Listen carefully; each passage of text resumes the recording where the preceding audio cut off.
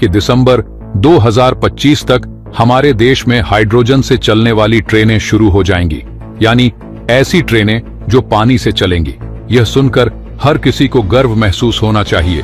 देखो इधर पटरियां उखाड़ के लोग लेकर जा रहे हैं। आप बिलीव नहीं करोगे, पानी के एक तत्व से ऊर्जा प्राप्त करेंगी जो पर्यावरण के लिए बेहद फायदेमंद है। भारत के अग्रणी वैज्ञानिक जैसे कि DRDO और ISRO के विशेषज्ञ हमेशा नए नए समाधानों पर काम कर रहे हैं। इस ट्रेन से धुआं नहीं, पानी की बूंदें निकलती और इससे प्रदूषण 0 होता है। मुझे तो बस ये ड्रामेबाजी लग रही है उनकी, ठीक है, और ऐसा कुछ भी नहीं होने वाला। बस ये शायद हमें एक्सपायर करने के लिए लोगों ने बातें की हुई हैं। यह जो ट्रेनें भारत में बन रही हैं, वे मेक इन इंडिया के तहत बनाई जा रही हैं।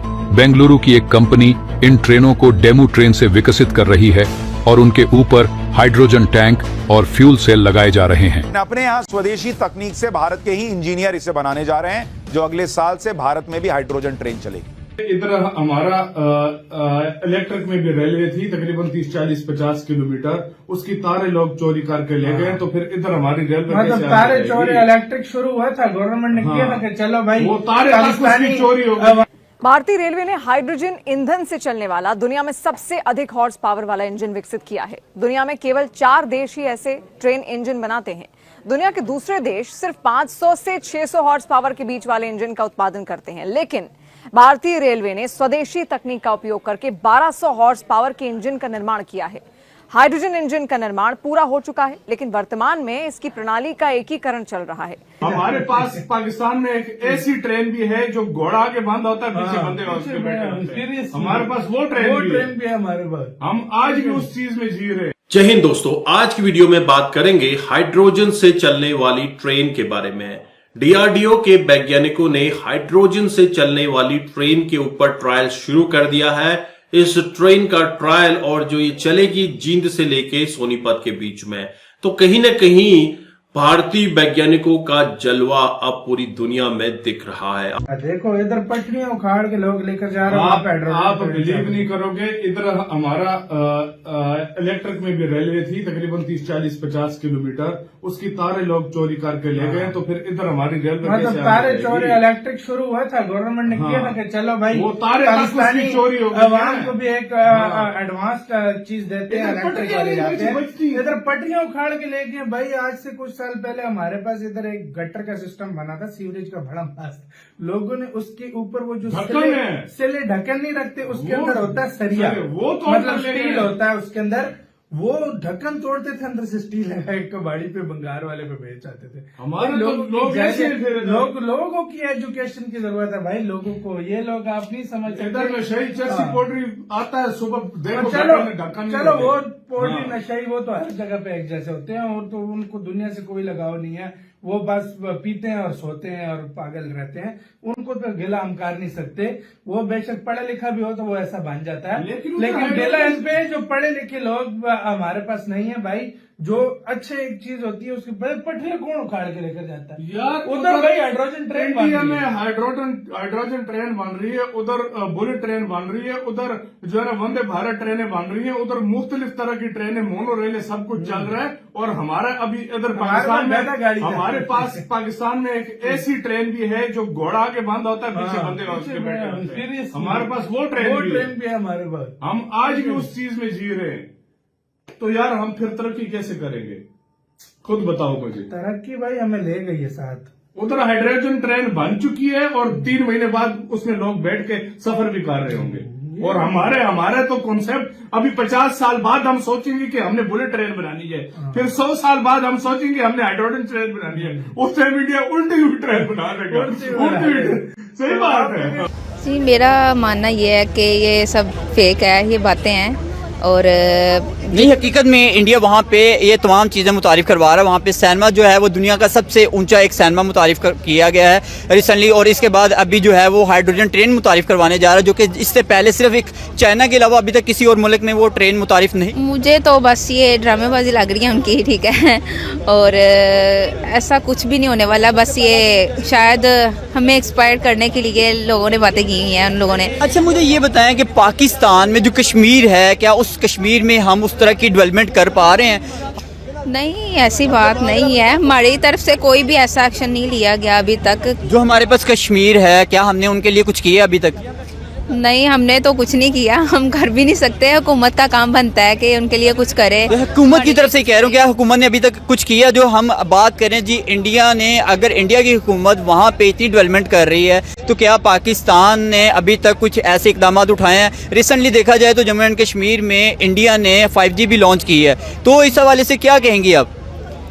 जी, ये पाकिस्तान इसी वजह से दिन ब दिन नीचे की तरफ जा रहा है, महंगाई भी हो रही है, और ये कैसे अपने मुल्क को नहीं संभाल सकते, और ये वहाँ पे कैसे, वहाँ मतलब कश्मीर को किस तरह से संभाल सकते हैं? ये हम अपने ही क्राइसिस में डूबे हुए हैं। बिल्कुल ऐसे ही है, ये नहीं, ऐसे नहीं हो सकता। हमारा पाकिस्तान तरक्की नहीं कर सकता। एक तो वो ये बताना चाह रहा है कि हमें ये कश्मीर हमारा है, लेकिन असल में वो पाकिस्तान का एक हिस्सा है।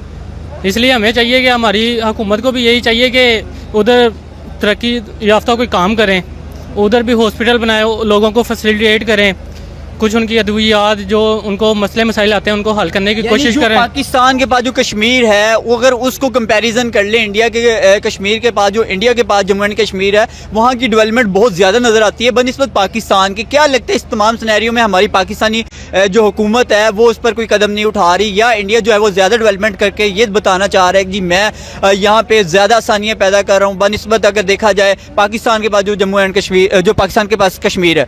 वो यही कहना चाह रहा है कि कश्मीर हमारा है, वो अपना हक जतलाना चाह रहा है, जो आपके पास हिस्सा है वो भी हमारा है। इसलिए हमें ये देखें, आपको दिखा रहे हैं कि हम अपने कश्मीर में कितना काम कर रहे हैं। तो हमें भी, हमारी हुकूमत को भी चाहिए कि कश्मीर में काम करें, उनको फैसिलिटेट करें, लोगों को एजुकेटेड बनाएं। एजुकेटेड होंगे तो वो भी हमारे मुल्क का एक हिस्सा ही है।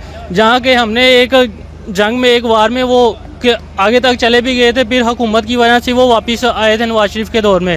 तो इसलिए हमें चाहिए कि उधर नज़रसानी करें अपनी। ऑब्वियसली इंडिया जो है ना, वो बंदूक के ज़ोर से तो कश्मीर छीनने की बड़ी कोशिश की उन्होंने, लेकिन वो नाकाम हुए। लेकिन यह है कि अब वो डेवलपमेंट करके और लोगों को नौकरियां दे के, और हाइड्रोजन ट्रेन जैसे आपने कहा, पहली बात तो यह है कि हमारा वाला जो कश्मीर है पाकिस्तान का, पाकिस्तान एडमिनिस्ट्रेटेड कश्मीर जिसको कहते हैं, यहाँ पे ये बहुत छोटा सा है। आप इसका मैप भी देखें ना, मेरे ख्याल से 50 लाख आबादी है। उस साइड पे रकबा बहुत बड़ा है, एरिया बहुत बड़ा है, लेकिन हमारी साइड पे डेवलपमेंट बहुत कम है। और इसके वजह यह है कि पाकिस्तान में हुकूमत कोई और होती है, कश्मीर में कोई और होती है। तो जब वो मुखालफत शुरू हो जाती है, तो अभी इमरान खान ने 500 अरब का एक पैकेज दिया था जब इमरान खान था, लेकिन इमरान खान की हुकूमत चली गई। अब नून लीग वाले हैं, अब नून लीग वाले वो 500 बिलियन जो उन्होंने अनाउंस किया वो रिलीज़ ही नहीं कर रहे पिछले।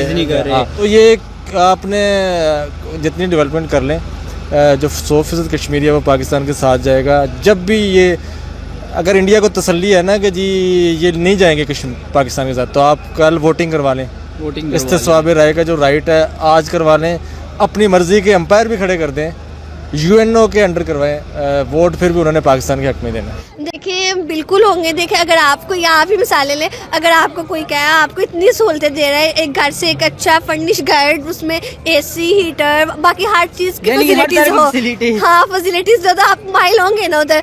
बात है। तो ऐसे ही है कि उन्होंने कहेंगे, उन्होंने कहा कि देखिए पाकिस्तान ने आज तक क्या किया है, आपको पता है मसला कश्मीर कितना पुराना था, तो अब आज तक पाकिस्तान ने उनके लिए कुछ भी नहीं किया। अच्छा, तो देखें अगर वहाँ का डेवलपमेंट और वो अभी से इतनी फैसिलिटीज दे रहा है, तो वो कश्मीर तो फिर कभी नहीं चाहेगा ना, क्योंकि जब अगर हम एक अच्छे घर में सेटल होते हैं, हम चाहेंगे कि निकले वापस वहाँ से, तो कभी भी नहीं चाहेंगे। वो इंडिया ने तो यहाँ तक, गिलगित बल्तिस्तान है वहाँ पे -10 डिग्री में लोग प्रोटेस्ट कर रहे हैं, कोई भी वहाँ पे पाकिस्तान कोई नहीं आवाज़ उठा रहा। हाँ वो मीडिया जैसे रिपोर्ट वहाँ पे कर रही है, वहाँ पे फेस्टिवल्स वगैरह उनके सिर्फ वो कर रही है, बाकी उनकी आवाज़ नहीं उठा रहा। तो ये पीछे इंडिया वालों ने ही आके उनकी थोड़ी सी हेल्प करने का कहा है। तो देखिए वो आस्ते आस्ते गिलगित पे भी कब्जा कर लेंगे। तो दोस्तों आपने ये वीडियो देखी और आपको आइडिया लग गया होगा कि भारत के वैज्ञानिकों की क्या कैपेसिटी है। डीआरडीओ ने मेक इन इंडिया प्रोजेक्ट के चलते इस ट्रेन का आगाज किया है। 8 कोच वाली यह ट्रेन बहुत जल्दी रेलवे ट्रैक पर दौड़ने वाली है। दोस्तों इससे एनवायरमेंट के ऊपर कोई भी असर नहीं पड़ने वाला। यह ट्रेन ना तो धुआं छोड़ती है, ना ही किसी भी तरह का कार्बन।